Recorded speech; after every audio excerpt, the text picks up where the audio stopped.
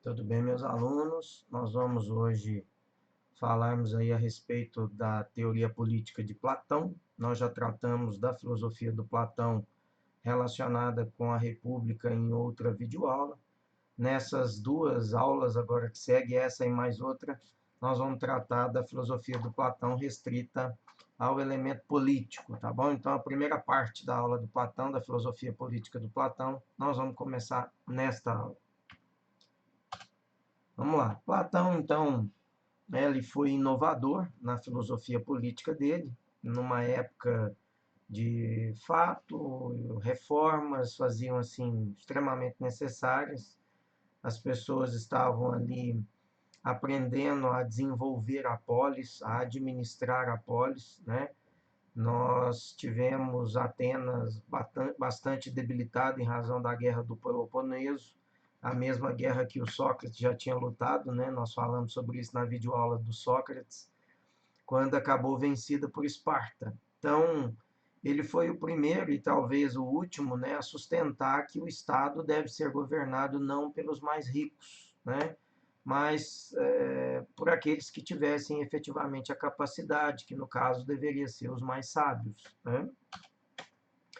Ele, com relação à desigualdade entre os homens, o Platão admite que a desigualdade ela vem de acordo com a natureza, é a natureza que definiria essa desigualdade em si, e cada um já estava classificado numa determinada classe de acordo com o seu nascimento, no entendimento e concepção do Platão. Então, em sua república, né, todos deverão ter oportunidade de acordo com as qualidades naturais que cada um herdou já do berço materno, né, de cada um da sua família, da sua vocação por natureza.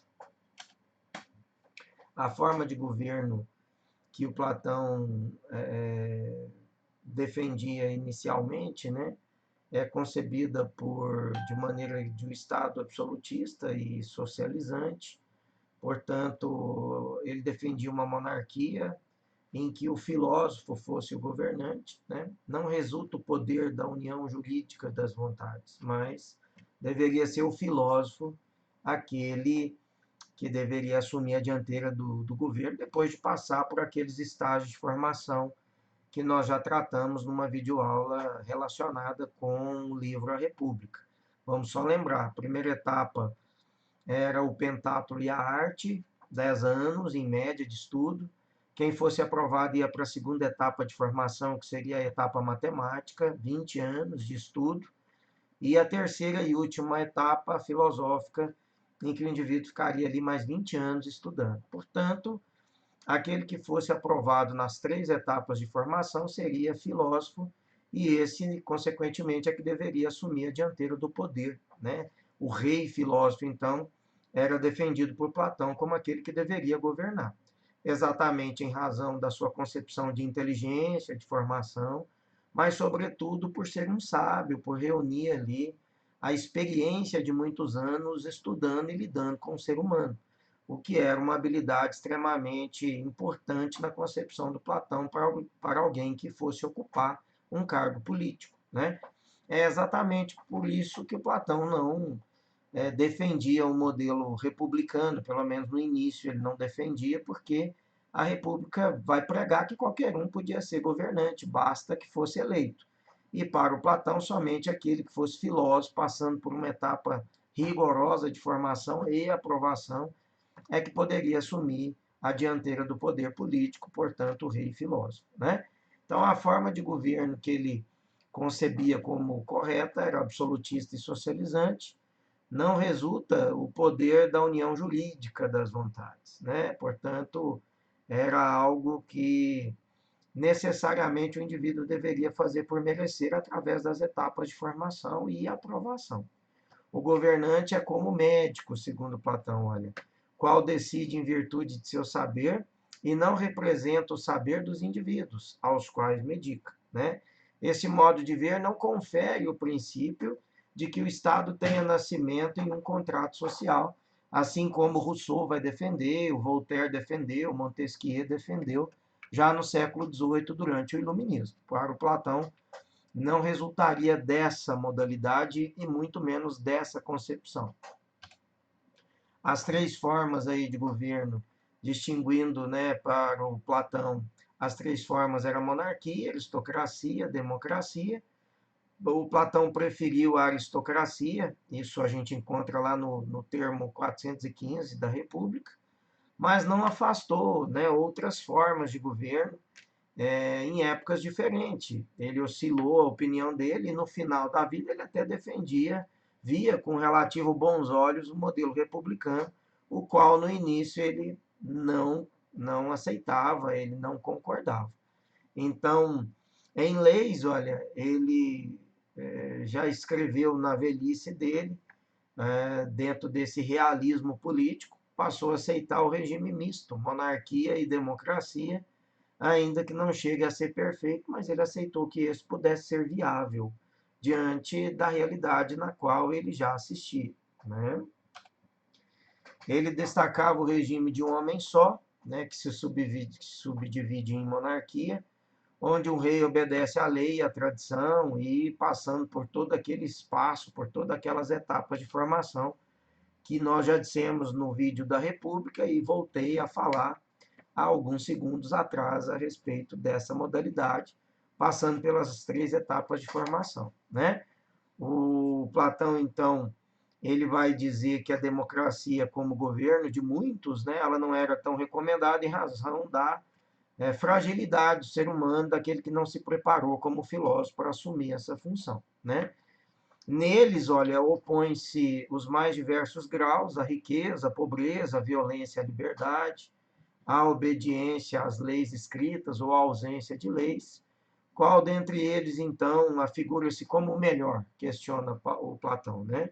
A princípio, o Platão vai falar, então, do modelo aristocrático como coerente, defendeu a monarquia colocando o filósofo como governante, e Platão defendeu incisivamente o autogoverno platônico, que era aquele que ele instituiu lá na cidade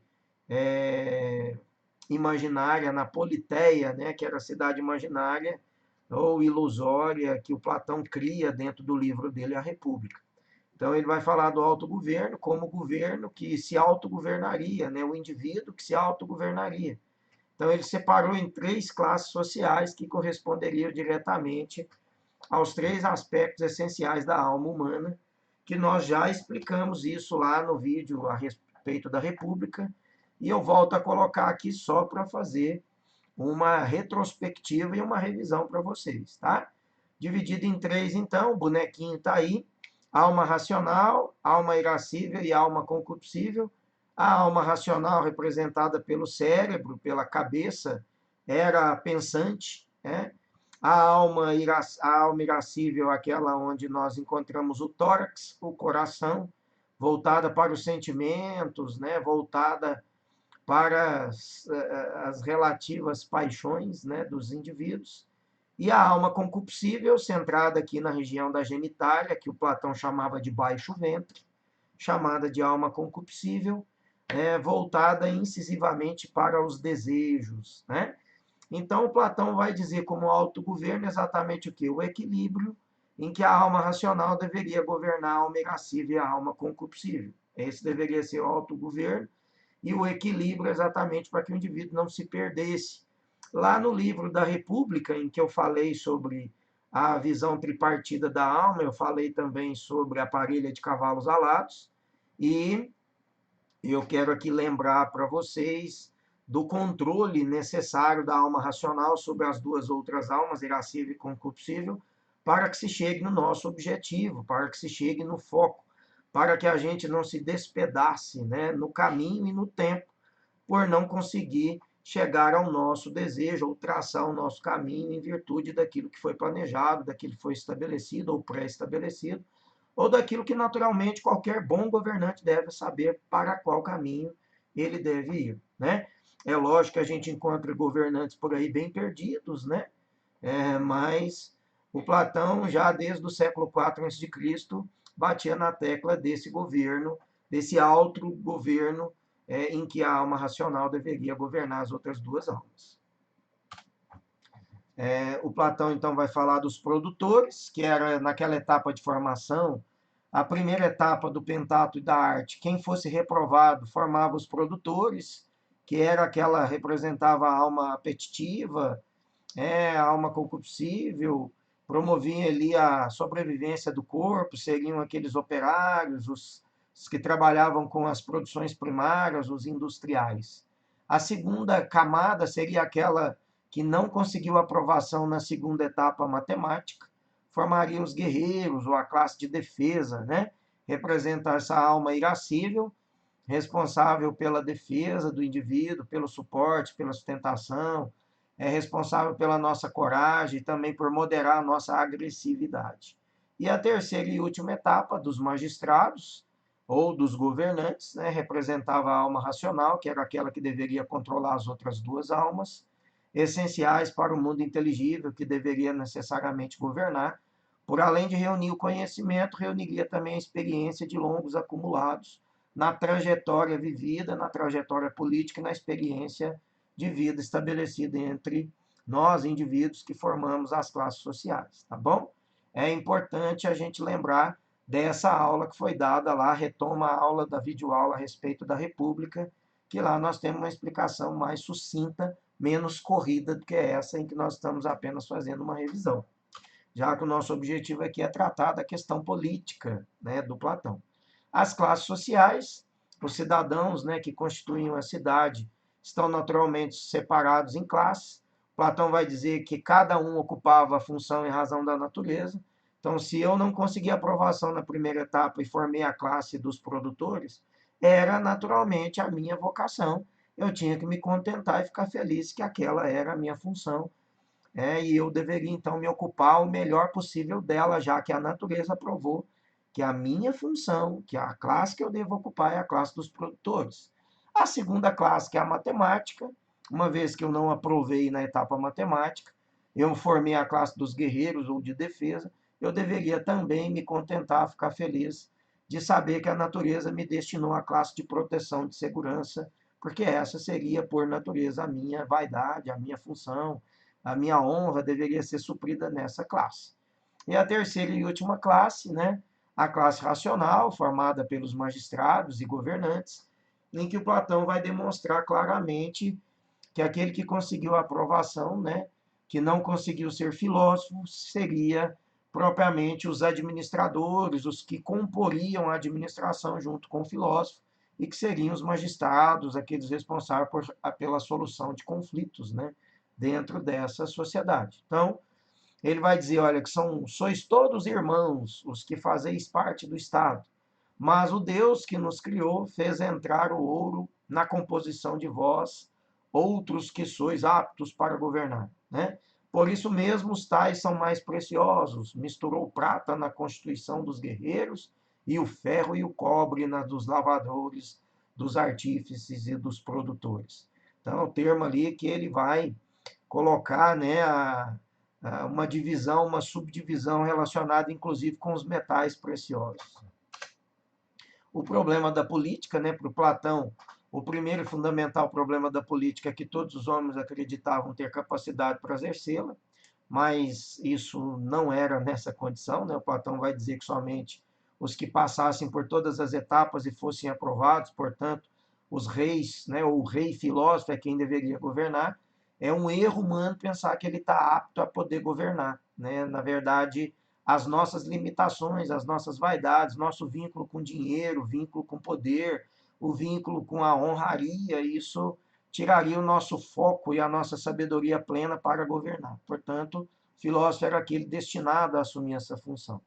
Para o filósofo, olha, o problema não está nas formas em que os corpos políticos se estruturam e se apresentam, mas sim no fato de todo mundo, numa espécie, né, de acesso, de autossuficiência, achar-se habilitado a conduzir essa política. A corrente de pensamento que rege o governo, ele vai citar aqui o platonismo, né, o sábio, o pensador, porque sabe o que é bom, belo e justo, sabe fazer as diferenças, não se corrompe com os modelos, com os falsos modelos de prazer, né, que a gente encontra na sociedade. O cristianismo é aquele do sacerdote, do evangelista, que traz uma palavra de salvação voltada para o contexto teológico, né? O marxismo, que é o intelectual, revolucionário, o contismo, o científico, que utiliza o modelo científico, e o sansimonismo, o tecnocrata, aquele que utiliza a ciência técnica, que as funções devem ser ocupadas, né, por técnicos, por secretários técnicos, aqueles que dominam o assunto para os quais eles devem governar. As artes e os ofícios, o Platão vai falar também, né, importante. Aqueles que ele chama de auxiliares, né, são os que podemos classificar nessa ordem técnica, como os artesãos, a marinhagem, o pastoreio.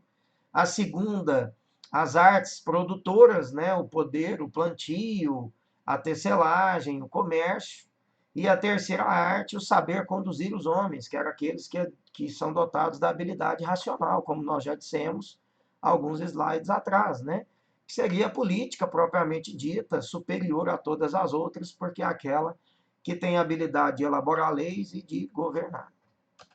Certo? O papel das mulheres no contexto aí, a terra e a educação. As mulheres, o Platão vai dizer que elas têm iguais direitos aos homens, inclusive para serem guerreiras e praticarem as ginásticas nuas, conforme o uso do tempo. Elas têm também o direito de comparecer à academia vestidas como homens, né?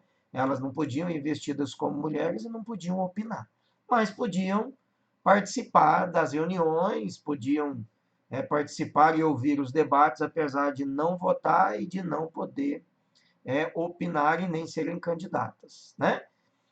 São ainda, né, teses significativas do Platão a propriedade coletiva das terras. Ele achava que as terras eram coletivas, eram os bens de produção, elas deveriam ser sim exatamente para evitar que alguns pudessem acumular vantagens e riquezas, e a educação deveria ser algo mantida pelo Estado. Platão, então, ficaria extremamente contrariado com o modelo educacional do sistema capitalista, em que a educação privada, né, é aquela que é tida como melhor, é aquela que é a eficiente, é aquela que tem feito um papel melhor na sua aprovação, na aprovação dos candidatos nos vestibulares e no Enem. Para o Platão, a educação deveria ser de qualidade mantida pelo Estado, né, função estatal. O poder coercitivo, então, do rei, né, a partir do momento que o rei é competente, galga o poder, chega ao poder, ele se torna indiferente sob o ponto de vista moral, né? Ele deveria dar a sua ação no sentido de colocar o bem coletivo, né, a política a favor de todos, fazer o que lhe convier, né, que tudo estaria justificado pelas ciências. É ele que tem as coisas do governo nas mãos, cabe a ele decidir, cabe a ele fazer o melhor, sempre pensando no bem coletivo, na coletividade. O fim último da política é a justiça, né? Até mesmo poderá governar sem leis e a revelia delas, né? Uma vez que ele tenha bom senso e a formação do filósofo, né? Em nome do bem público, em nome da coletividade, que é superior a tudo, a lei escrita e o costume. Então, por isso que mais uma razão para ser o rei filósofo, porque ele teria essa habilidade de governar, essa condição de, mesmo não tendo a lei, ele saber o que fazer, uma razão da sua sabedoria e da sua formação ao longo de 50 anos de preparo. Tá? As três teses, né, de Platão e o conflito com Popper, né? Platão e o Popper, mais tarde nós vamos fazer, né, o Karl Popper vai estabelecer essa distinção e diferença da filosofia platônica. O Karl Popper vai dizer, classifica o Platão como totalitário, além de praticante ou inventor, né, de uma política anti-humanitária, já que ele vai dizer dessa relativa soberba do Platão em colocar, em classificar que é aquele que vai ocupar funções em razão da natureza, né, por não conseguir a aprovação. Segundo Popper, o Platão utilizou a palavra justiça como sinônimo de aquilo que o interesse do Estado maior, né, colocando o Estado como absoluto, o Estado maior do que todos, prevalece sempre os interesses do Estado, e isso equivale, segundo a concepção de Popper, ao modelo totalitário, ao modelo autoritário, em que as divisões de classe vai colocar cada uma classe na sua função e colocando os sábios, os racionais, como aqueles que deveriam governar, legitimamente governar todas as outras, né?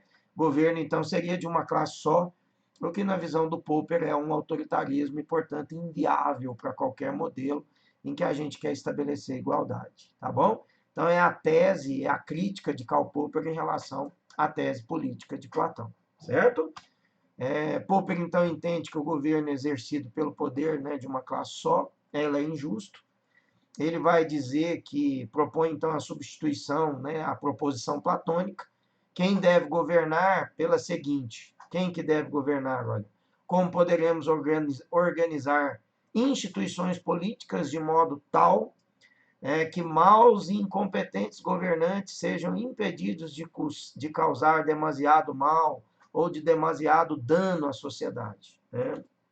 Então, nós chegamos ao final aí da nossa aula. Eu espero que essa primeira etapa da filosofia de Platão, né, da política, filosofia política de Platão, seja aí compreensível de vocês, sobretudo esse debate do Popper com Platão, né, no que diz respeito àquele que deveria governar, porque para o Karl Popper o governo deveria ser de todas as classes em prol delas mesmas. E para o Platão, o rei filósofo era aquele que deveria governar, e, portanto, quando ele coloca a ideia do sábio, da sabedoria, da alma racional governando as outras duas almas, o Popper aponta isso como um regime totalitário e, portanto, não deveria ser o mais saudável para que se governasse.